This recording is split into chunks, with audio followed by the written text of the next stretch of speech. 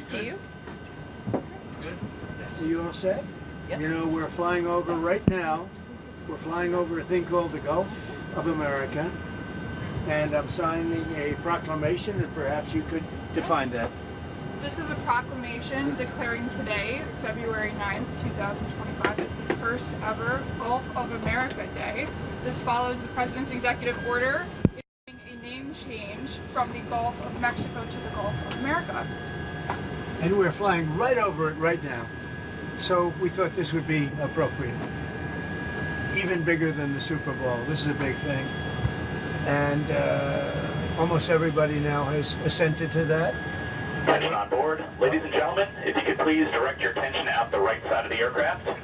Air Force One is currently in international waters, for the first time in history, flying over the recently renamed Gulf of America. Please enjoy the flight, and we are now about to head westbound to Super Bowl 59. Wow, he did that well. That's a good job. He did, isn't that nice? You know, we're about make America great again, right? That's what we care about. Okay, here we go.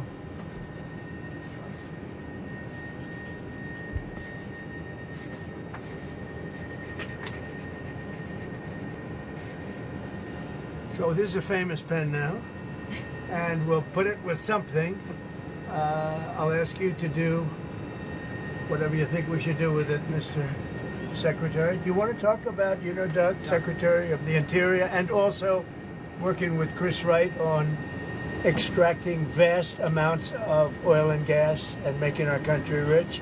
Would you like to say something? Well, with the Gulf of America, this is a historic day. We want to thank President Trump. His executive order is what set this in motion. We signed a secretarial order as Secretary of Interior directing the U.S. Geologic Survey, who is responsible for the database, which is the Geographic Names Informational System. And so just prior to this signing, if you will, the button was pushed. It became official with this proclamation to call today Gulf of America Day. But now it's going out. As we're sitting here right now, our team is calling all the map providers, so Google Maps, Apple Maps, all the map people. That change will take effect this afternoon to Gulf of America. So again, fantastic. Thank you, President Trump, for setting this all in motion with your executive order. It's an exciting, fun day, and great to do this as we're flying over the Gulf of America. We thought it would be very appropriate. We thought it would be appropriate. Kathy, thank you very much for being here. So It's been a very important part of his life. And who knows what would have happened to him without you. It might not have been good. Here you go. Okay. Have you talked to Mexico about this? Actually, interestingly, I've never spoken to him about it. It was our call. And I have not spoken to him about, I've spoken to him about many other things, but I haven't really talked to him about this. They have never brought it up. I'm a little surprised at that, but they've never brought it up. Sir, can you tell us about your conversation with Vladimir Putin? I don't want to do that now. We're trying to end that war. It's a war that would have never happened if I were president. It would have never happened. But we're making progress, but I can't tell you. You suffered a couple of court losses, Mr. President, and J.D. Vance said judges aren't allowed to control the executive power. What's your take on that? Well, we're going to see what happens. We have a long way to go, and we're talking about fraud, waste, abuse, and when a president can't look for fraud and waste and abuse, we don't have a country anymore. So we're very disappointed with the judges that would make such a ruling, but we have a long way to go. We have to find all of the fraud that's going on. We have tremendous fraud, tremendous waste, and tremendous abuse, and theft, by the way. And the day you're not allowed to look for theft and fraud, etc., then we don't have much of a country. So no judge should frankly be allowed to make that kind of a decision. It's a disgrace. Mr. President, a few years ago, Gulf of America, Canada, Greenland, Gaza, all these are very muscular foreign policy. How does this align with America first? Because it makes us bigger, stronger, and better, and more protective. We need Greenland because of national security, international security, world peace. And we'll have to do that. Canada, we'll see what happens with Canada, but the people of Canada would be paying less than half of the tax If you look at the tax, they're going to be paying less than half the tax. You know, they don't pay very much for military, and the reason they don't pay much is they assume that we're going to protect them. That's not an assumption they can make, because why are we protecting another country? Now, I love the people of Canada. We have a great relationship. But if they became our 51st state, it would be the greatest thing they could ever do. It would be unbelievable. It would be a cherished state. And think of how beautiful that country would be without that artificial line running right through it. Somebody drew it many years ago with a ruler, just a line. You look at how beautiful that is, wow, it would be very exciting. But if you look at Canada, it would be cherished as a 51st state. They don't pay their share of military in NATO. They pay very little for military. They're not protected at all. And the reason is they think we're going to protect them. The other thing is we subsidize them to the tune of about $200 billion a year. If we stop doing that, if we stop allowing them to make cars through tariffs and other things, cars, trucks, etc., what they make, they're not viable as a country. So would you agree that it's a more aggressive foreign policy than your first term? And why is that? It's more aggressive. It's better. Why? Because I think I've had a lot of experience. And in my first term, I was fighting everybody because they were very aggressive toward me. I always said survival and taking care of the country, not necessarily in that order. But I had to take care of the country, but I had a bunch of lunatics like Pelosi and all of these people. They fought me, and we won. And, you know, I had a lot of other things that were going on there. This time it's much more, they've lost their confidence.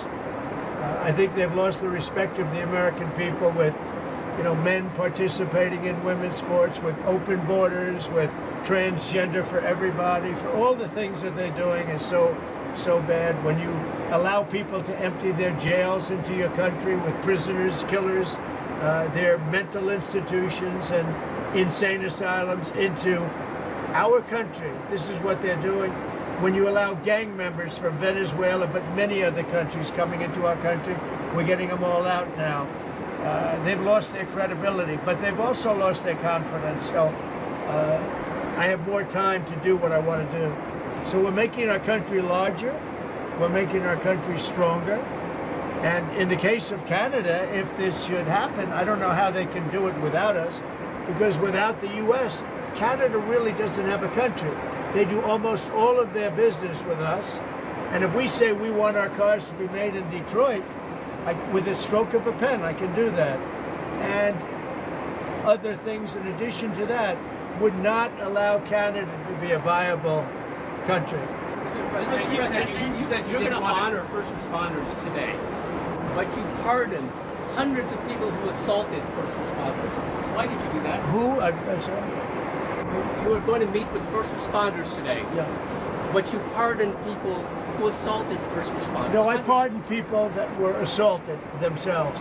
They were assaulted by our government. I pardoned J6 people who were assaulted by our government. That's who assaulted, and they were treated unfairly. There's never been a group of people in this country, outside of maybe one instance that I can think of, but I won't get into it, that were treated more horribly than the people of J6. So, no, I didn't assault. They didn't assault. They were assaulted. And what I did was a great thing for humanity. They were treated very, very unfairly. There's never been an incident like it. Two foreign policy questions. On Putin again, you realize if you don't clarify that, everyone's going to assume you're talking to President Putin regularly. Well, they can assume that. So is it safe? It makes sense. Well, I don't want to talk about it. And if we are talking, I don't want to tell you about the conversation. It's too early. But I do believe we're making progress. We want to stop the Ukraine-Russia war. And I want to stop it just because I hate to see all these young people being killed. The soldiers are being killed by the hundreds of thousands. So you're starting to put together a plan for like a peace formula or for some sort of resolution? We're talking to both sides. Okay. And then on Japan, are you okay with having a foreign country having a controlling interest in a U.S. steel company? Well, let's look at this. When I came here, they were going to buy it, and Biden was going to approve it. All of a sudden, Biden didn't because he heard I wasn't going to. I don't want U.S. steel being owned by a foreign country. Interest is okay? They can have they don't have a controlling. They have an investment. All they're going to have is an investment. Will it be a joint? I don't mind an investment in a company, but especially U.S. Steel. U.S. Steel for 15 years was the greatest company in the world, the greatest #1 company in the world, and I'm not going to let another country buy it. We had a great meeting on that, but they are allowed to invest in it, and that's different. Mr. President, on tariffs, sir, you've talked about reciprocal tariffs coming in this week. Can you tell us a little bit more about that? And are you announcing a plan for it this week? Yeah, I'll be announcing. I'll be announcing probably Tuesday or Wednesday at a news conference reciprocal tariffs, and very simply, it's if they charge us, we charge them. That's all. When is it going to affect, sir? Almost immediately, but I'll be announcing the details of it, highly detailed, and it'll be great for everybody, including the other countries. But if they are charging us 130% and we're charging them nothing, it's not going to stay that way. This is on every country? Every country will be reciprocal, that's right. Mr. President, can you confirm that It won't affect everybody because there's some where we have similar tariffs. But the ones that are taking advantage of the United States, we're going to have it's reciprocity, it's reciprocal. We're going to have a reciprocal tariff. But we'll have a news conference Tuesday or Wednesday. And just on the steel question, just so I understand. We'll also be announcing steel tariffs on Monday. On this, tomorrow? Monday, yeah, tomorrow. What countries will those go on? Everybody, steel. Including Canada and Mexico? Yeah, any steel coming into the United States is going to have a 25% tariff. What about aluminum, sir? Aluminum too. 10%? No, 25%. 25 for aluminum? 25 for both. For both. And on steel, sir, are you ruling out then Nippon Steel having a 51% stake or higher? They won't have a majority stake? Nobody can have a majority stake for U.S. Steel. They can for other companies, but not for U.S. Steel. I think you agree with that, Doug, right? U.S. Steel was one of our great companies, and through a lot of stupidity and bad government and also bad management of the company, it lost that luster. But it's going to gain it back, and tariffs are going to help. Tariffs are going to make it very successful again. And I think it is good management now, too. Yeah. Sir, may I ask one, please? Can you tell me, can you confirm that you'll be meeting with MBS and CC of Egypt soon? Will that be at the White House, or are you going to speak? Well, I'll be meeting with all of them numerous times, by the way, but I'll be meeting with all of them. And yeah, I think that it's a big mistake to allow people, the Palestinians or the people living in Gaza, to go back yet another time. And we don't want Hamas going back. And think of it as a big real estate site. And the United States is going to own it and will slowly, very slowly, we're in no rush, develop it. We're going to bring stability to the Middle East, to a totally war-torn part of the Middle East, a part of the Middle East that has caused tremendous problem, the Gaza Strip, and we'll own it. It's totally demolished right now. It's a demolition site. It'll be reclaimed. It'll be leveled out, fixed up.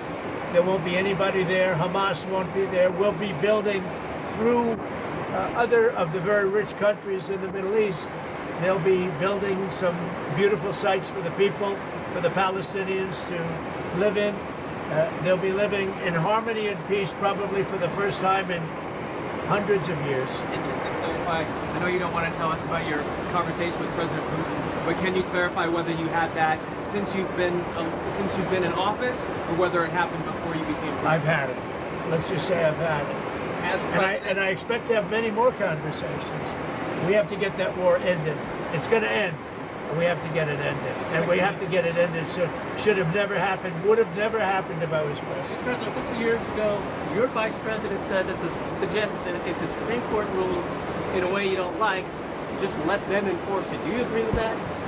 Say it, the last part. The vice president suggested that if the Supreme Court rules in a way that you don't like, they can just enforce it by themselves. Do you agree with that? I don't know even what you're talking about. Neither do you. Who are you with? Up close, sir. Who? Up close. Oh, no wonder. I thought they died. Are they still around? I haven't read them in years. I thought they died. All right, go ahead. Who else? On security clearances, you've been yanking a lot of them.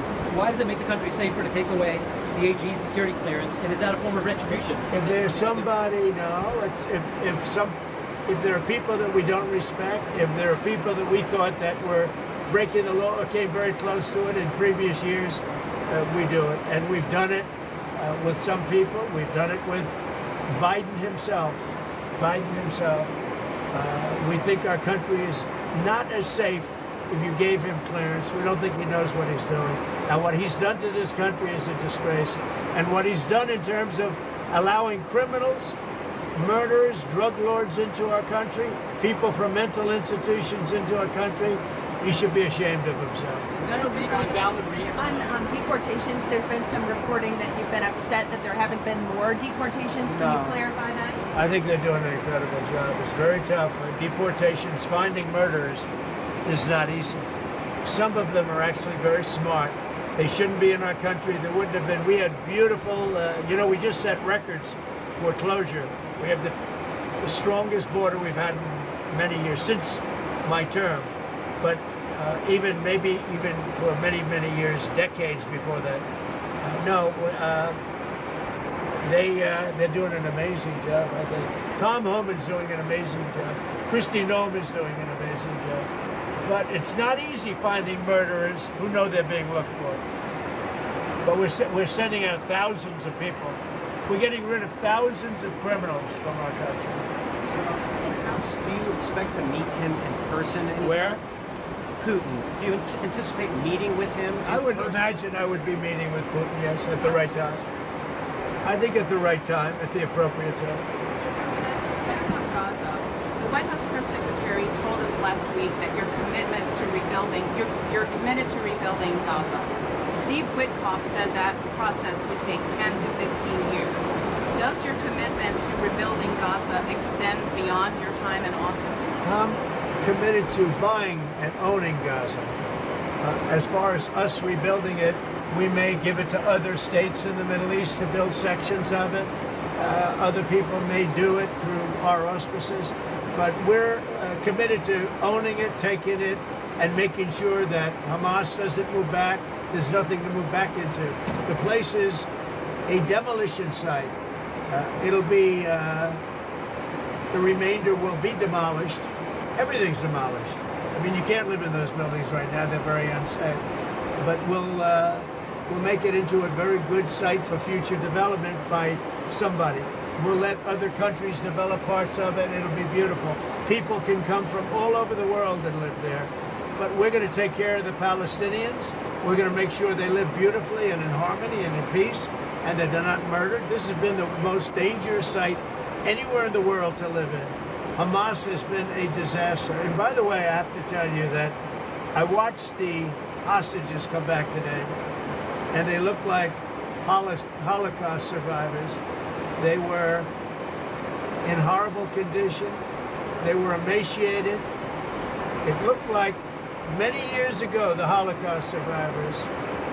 And I don't know how much longer we can take that. When I watch that, I know we have a deal where we're supposed to they dribble in and keep dribbling in, but they are in really bad shape. They have been treated brutally, horribly. Even the ones that came out earlier, they were in a little bit better shape, but mentally they were treated so badly. Who could take that? At some point, we're going to lose our patience. When I see that scene that I saw today with people coming out of helicopters and airplanes that are emaciated, that look like they haven't had a meal in a month, no reason for that. And I don't know how much longer we can take it. Do you mean you want to recast? I don't know how long we can take it. When I watch people that were healthy people a reasonably short number of years ago, and you look at them today, they look like they've aged 25 years. They literally look like the old pictures of Holocaust survivors. The same thing. I mean, the same thing. And I don't know how long we're going to take that. Mr. President, have you gotten some advancement in your proposals for some of the Gulf or Arab nations to take some of the Palestinian people? And if not, what do you think the reason is for their hesitance? Is there some very honest reason that they haven't told you privately, or that you think why they're hesitant to take the Palestinian people? Why are they hesitant to take them? Because they never spoke to me. They spoke to other people. They didn't speak to me. When they speak to me, they're going to take them. Is it because they think that you would not allow them to return to Gaza? Is that part of it? They don't want to return to Gaza. If we could give them a home in a safer area, the only reason they're talking about returning to Gaza is they don't have an alternative. When they have an alternative, they don't want to return to Gaza.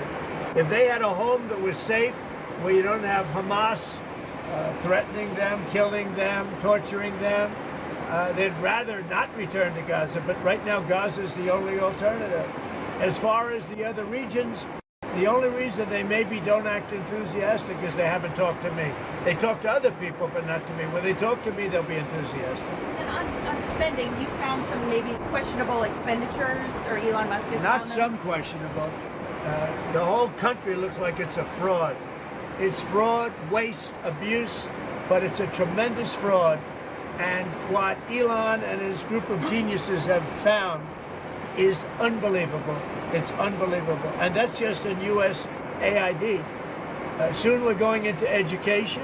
You'll find the same thing but bigger. Soon we're going into the military, and you're going to find a lot of bad things happening there. You'll find it because our government has not functioned properly for many, many years, and we're going to make it function properly. We're even looking at treasuries. There could be a problem. You've been reading about that with treasuries.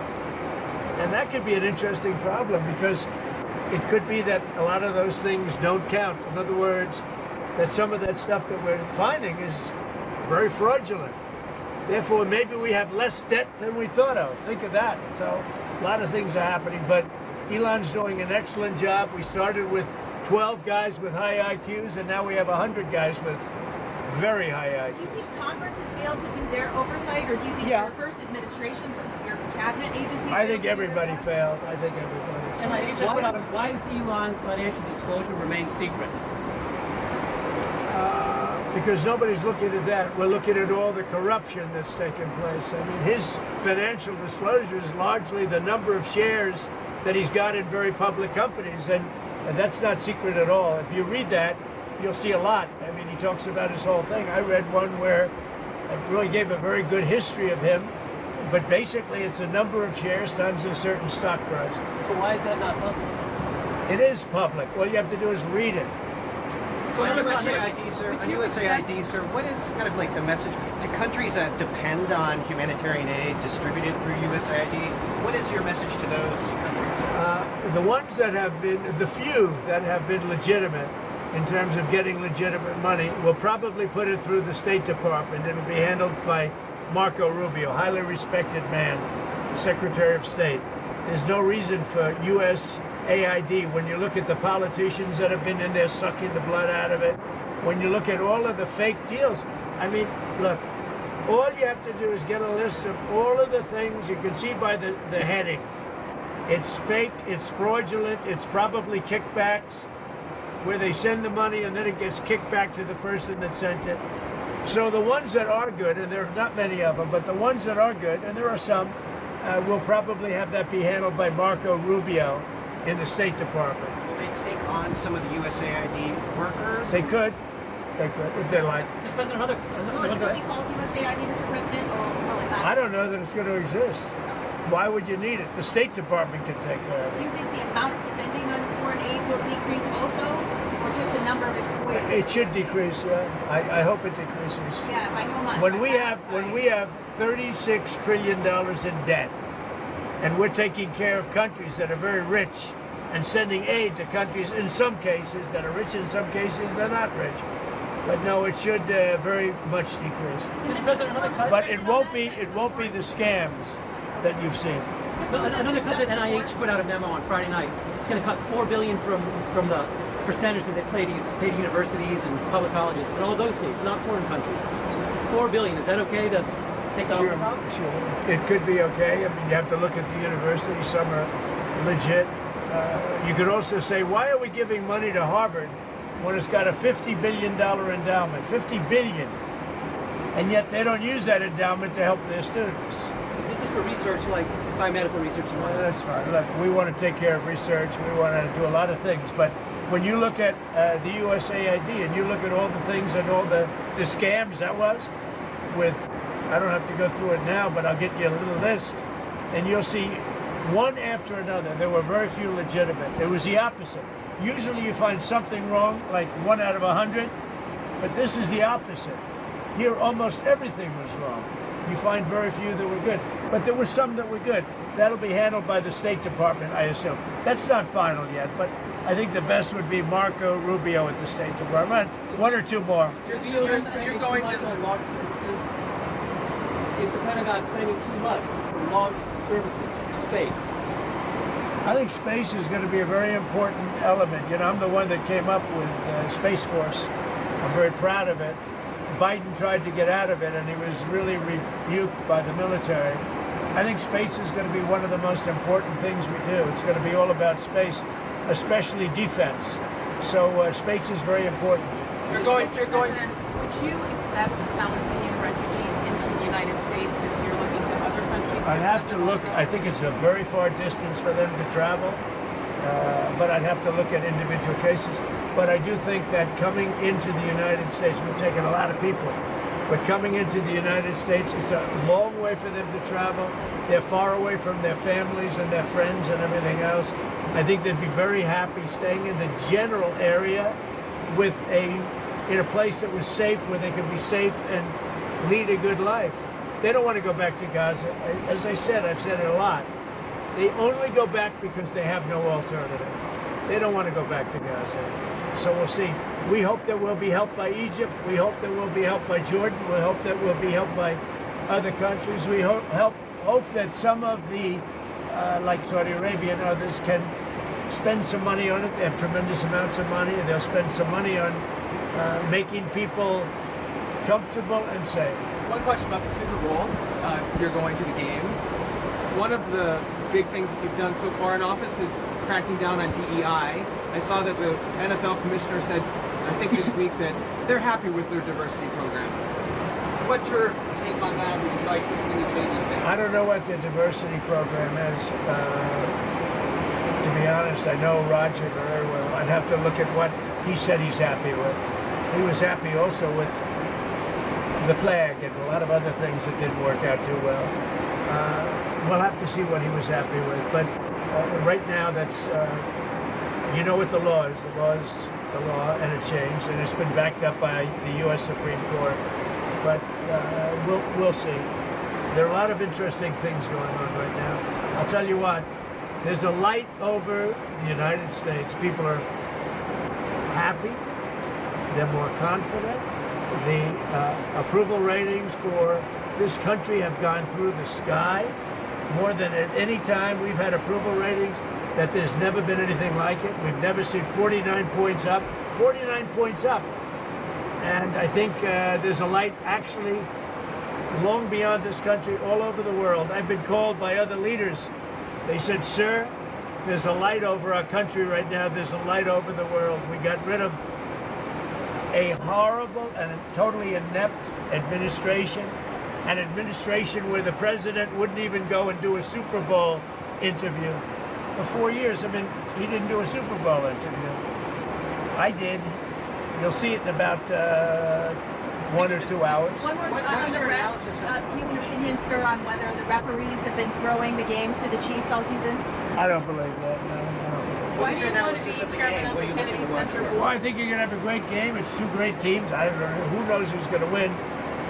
You have great players, though. You have really superstars playing on both teams. So I think it's going to be a great game. Why do you want to be chairman of the Kennedy Center Board? Because I want to make sure it runs properly. We don't need woke at the Kennedy Center. We don't need, some of the shows were terrible. They're a disgrace that they were even put on. So I'll be there until such time as it gets to be running right. Have you seen any shows there? How do you know they're terrible? I didn't go. No, I got reports that were so bad. I didn't want to go. There was nothing I wanted to see. Thank you very much, everybody. Yes, about Modi, sir, about Modi, you're meeting Modi. I look forward to it. Thank you. He was great. Thank you. Franco. He's a great guy. He's very sad over his mother's passing. He's a great guy. Thank you. Thank you, Mr. President.